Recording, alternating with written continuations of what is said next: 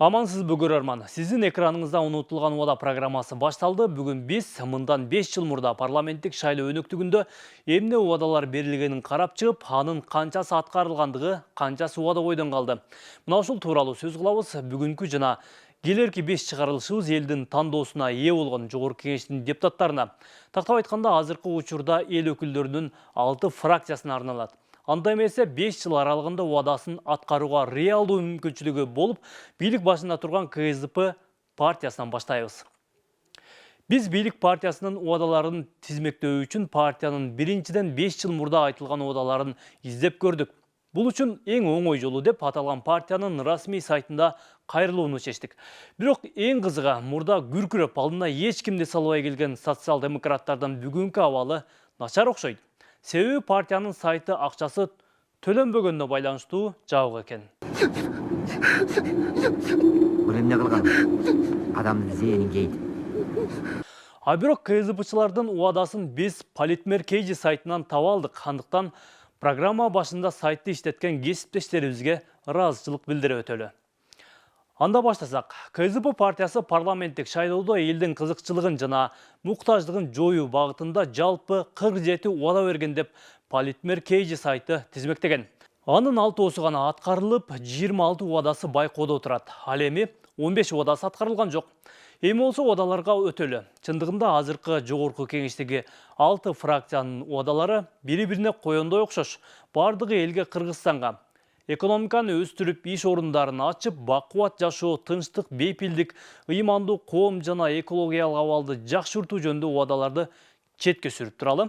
Биз бул чыгарылышыбызда социал-демократтардан шайлоого барган аткаминерлердин уадаларына токтолуп кетебиз.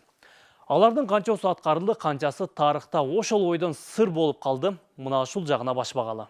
2015 жылдын сентябрь айында Жалал Абадтын Каракөл шаарында шайлоочулар менен болгон жолугушууда КСДПчылар биз жакынкы 5 жыл аралыгында 350 000 иш орун ачабыз деп элге сөз берген.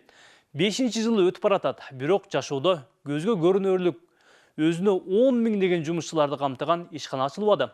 Ал эми мамлекеттик статистика комитетинин маалыматына таянсак, жылына орто эсепте 70 000 чамалуу иш орундары ачылат экен. Бирок алардын басымдуу бөлүгү жеке ишкерлер. Бул жагынан алганда эл өзүнө өзү жумуш ордун түзүп келатат.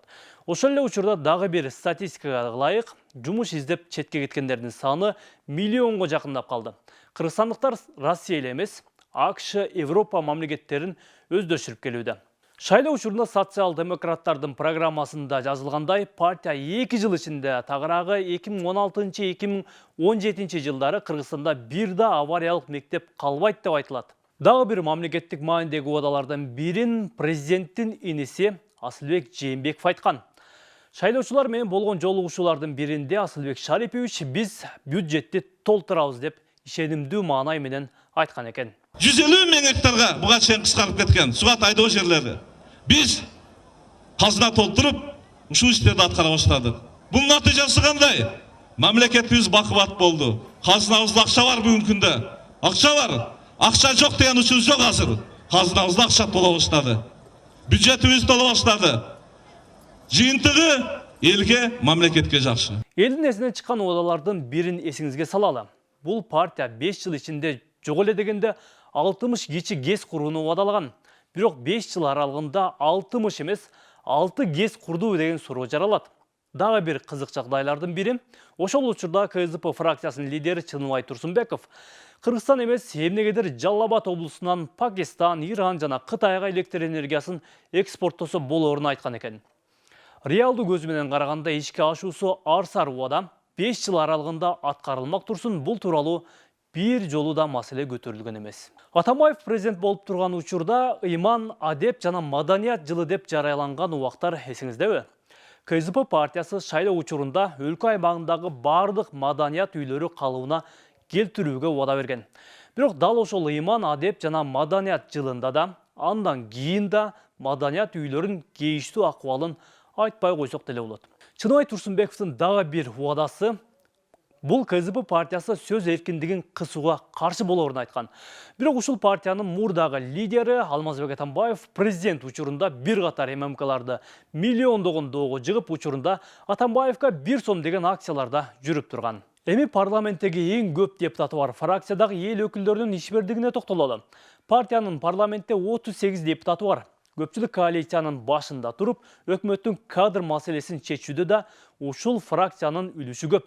Статистикага карасак, 2016 жылы КСДПчылар 94 демилге көтөрүшкөн болсо, 2017 жылы 72 гана демилге менен чектелишкен.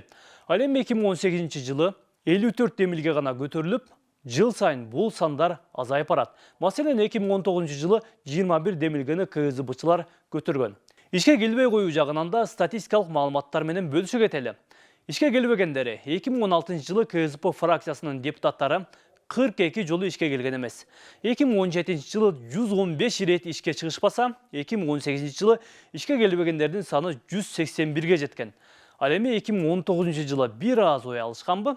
Фракция депутаттары 125 ирет ишке келбей калышкан. Эми депутаттардын ишмердигине токтолсок, бул фракцияда эң көп демилге көтөрүп, сессияларга активдүү катышкан депутат Дастан Бекешев экен.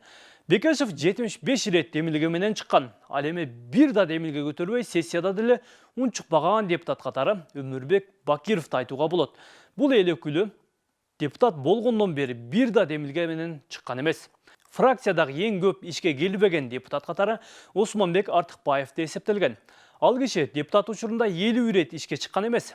Анын башкы себеби катары жеп ишинде негизги шектүүлөрдүн бири болуп, соттук иштер менен жүрүп калганы менен түшүндүрүлөт. Бул курук сандар. Ал эми жашообуз күбө болгондой, 20 жылдан ашуун тарыхы бар КСДП партиясы үчүн 2019 жыл ооматсыз жылга айланды окшойт. Мурдагы президент Алмазбек Атамбаев жана анын эң жакын кишилеринин айланасындагы окуялардан кийин биз чыныгы социал-демократтарбыз деп эл өкүлдөрүнүн же маанайы түшүп, же сөздөн кайтып, эмне кылаарын, келечекте кимге кошулаарын билбей отурганы өңдүү. Андай болсо, келерки шайлоодо мурдагы КСДПчылар катышышы анык. Бирок алар дагы эмнени убадалашат? Бул азырынча белгисиз. Бирок социал-демократтар лагеринде жана бийликтин башында турушуп, көп нерсени аткара албаган эл өкүлдөрүнө эмки жылы эл ишенеби? Бул өзүнчө маселе. Урматтуу көрөрман, биз 5 жыл ичинде бийликтин башында болуп, убадасын аткарууга толук шарты бар КСДП партиясынын аткарбаган иштерин тизмектеп бердик. Келерки шайлоого мына ушул маалыматтарды эсиңизге түйүп алыңыз. А биз келеркисинде жогорку кеңештеги калган партиялардын убадалары тууралуу сөз кылабыз. Андыктан кийинки чыгарылышты да өткөрүп жибербеңиз.